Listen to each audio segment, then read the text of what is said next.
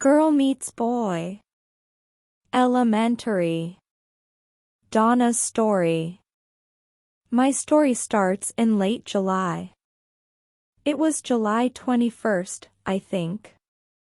It was the first day of our holiday, a hot July day. I stood in the sun and looked at the sea.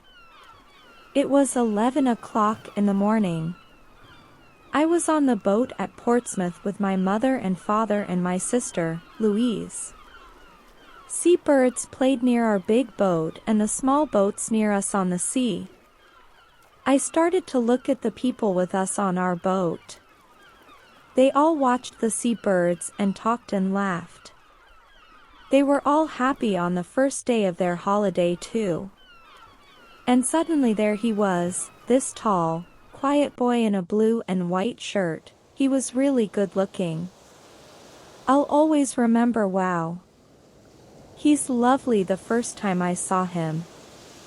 He didn't see me then. He was with some friends. One of the boys was his brother, I think. They had the same blue eyes, the same mouth and nose, nearly the same hair. His brother and one of the boys with him tried to catch the sea birds, and he smiled at them. Then they came and stood near us, and they talked about the small boats on the sea. I watched him over Louise's head all the time.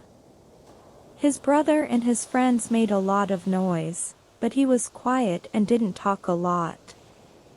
Then suddenly he looked at me and his eyes stayed quietly on me. And he smiled his lovely smile with his shy blue eyes.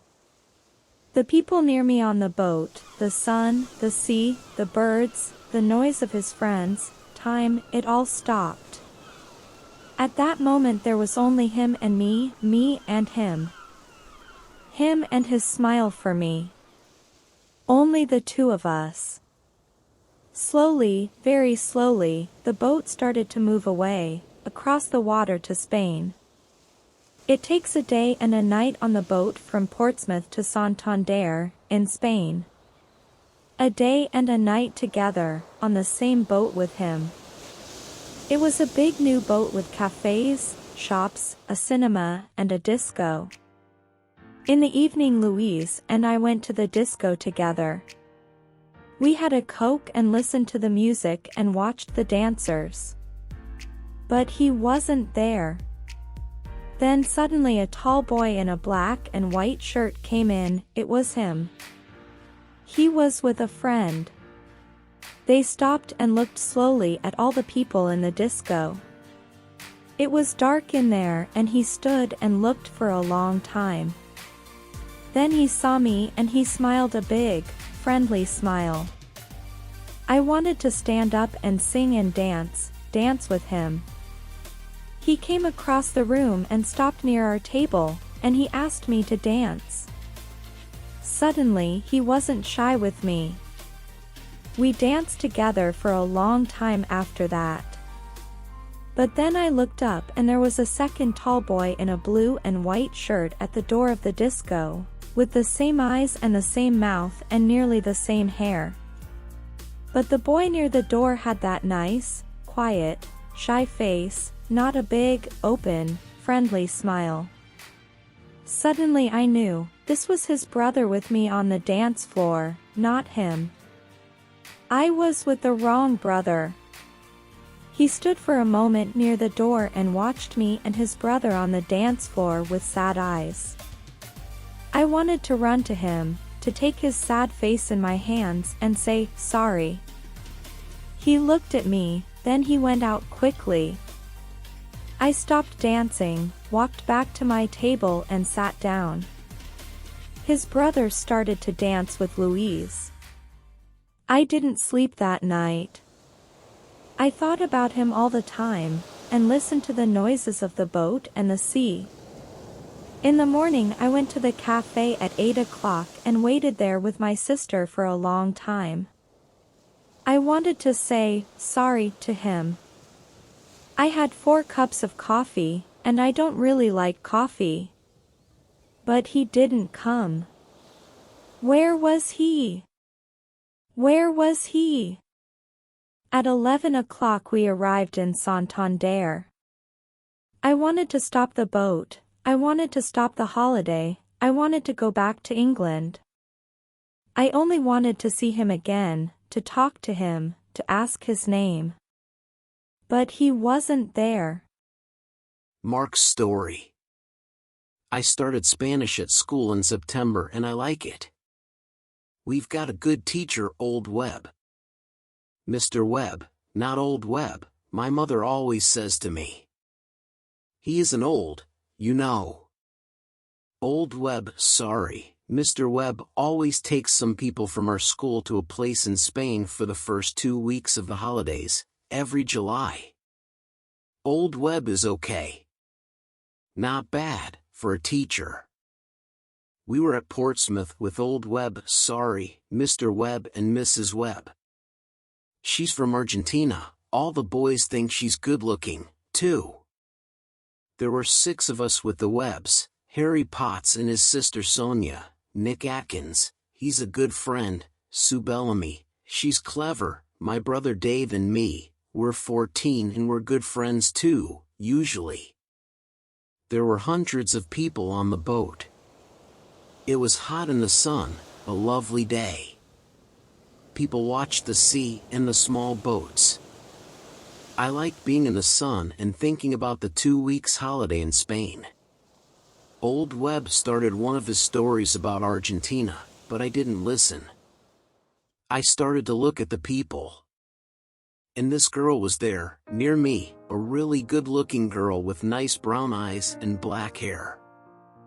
I'm really shy and I'm not very good with girls. I didn't talk to her then, but I watched her with her sister and her mother and father. Then they walked away and she smiled at me for a moment before they went. My brother Dave saw her, and he laughed quietly at my red face. I wanted to see her again, perhaps in the cafe at lunchtime, or perhaps in the cinema in the afternoon. But she wasn't there and I don't remember the film. In the evening we had a drink cola with Old Webb and lovely Lucrezia, that's our name for Mrs. Webb. After that Dave and Harry went to the disco, they wanted to meet some girls. I don't like dancing, but I went to the disco later. I wanted to see her again, the lovely girl with the dancing brown eyes and the nice smile. It was dark in the disco, and I stood near the door and watched the dancers. Then I saw her on the dance floor, and she was with Dave. With my brother, Dave. She smiled at him, too, a lovely smile. I didn't want to watch. I walked out. I went and looked at the sea and thought about things quietly.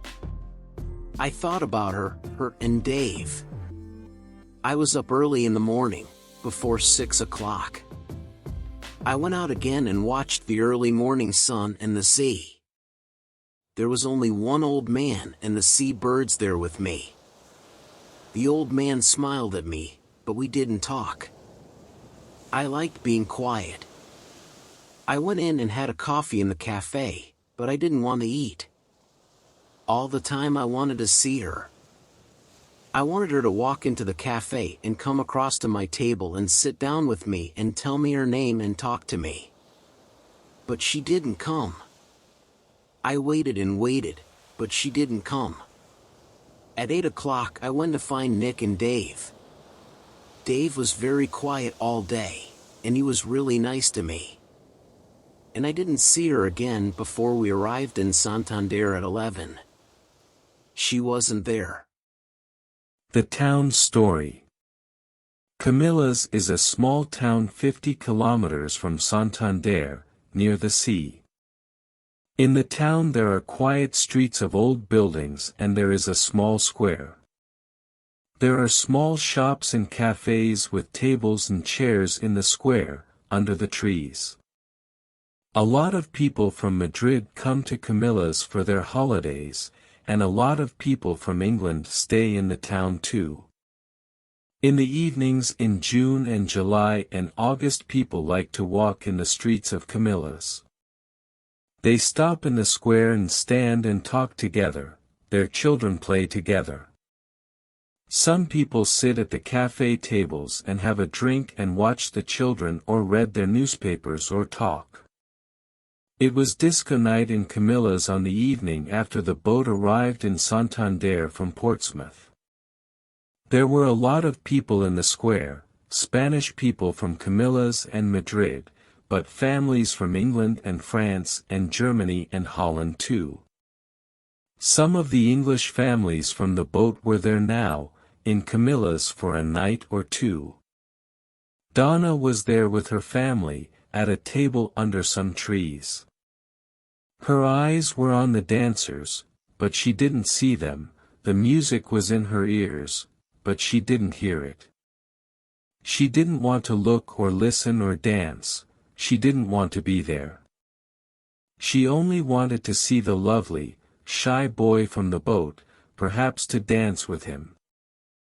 First Mr. and Mrs. Webb wanted to go to a little place near the beach where they always had good fish. They wanted to have a good time on their first evening in Spain, and later there was the disco in the square at Camilla's. Mark didn't want to go.